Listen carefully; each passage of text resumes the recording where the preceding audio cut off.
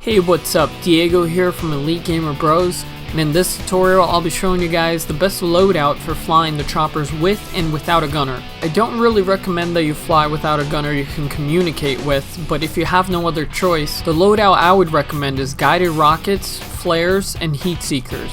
The guided rockets will allow you to accurately take out ground vehicles from a pretty far distance, and flares will allow you to escape without getting hit from a lock. When flying by yourself, you want to avoid staying in the hot zone for too long because you only have one flare to depend on, so always have an exit strategy in mind. If you want to have an easier time surviving through your engagements, ideally you want to fly with a gunner, especially a gunner you can communicate with. A gunner will be able to take out foot soldiers with ease, allowing you to focus on your primary targets, which should be air and ground vehicles. Here's the best loadout that I have found to be the most useful when flying with a gunner. The pilot should equip a laser painter, ECM jammer, and heat seekers, while the gunner should equip stealth, flares, and guided missiles. If you haven't unlocked some of these unlocks yet, fly as a gunner to rack up some points killing infantry.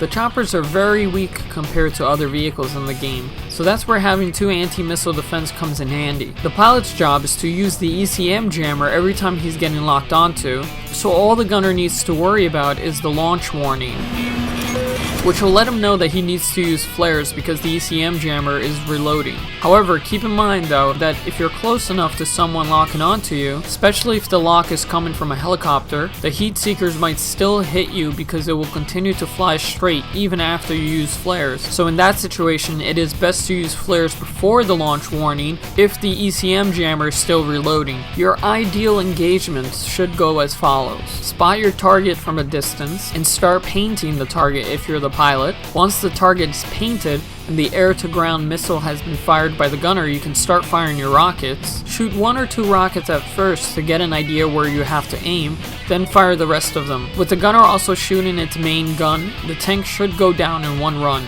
The benefit of using this paint and fire method is the fact that it will allow your gunner to lock on and fire the missile at enemy aircraft, and flares won't be able to shake the laser-tracked missile, so it's almost always a guaranteed kill.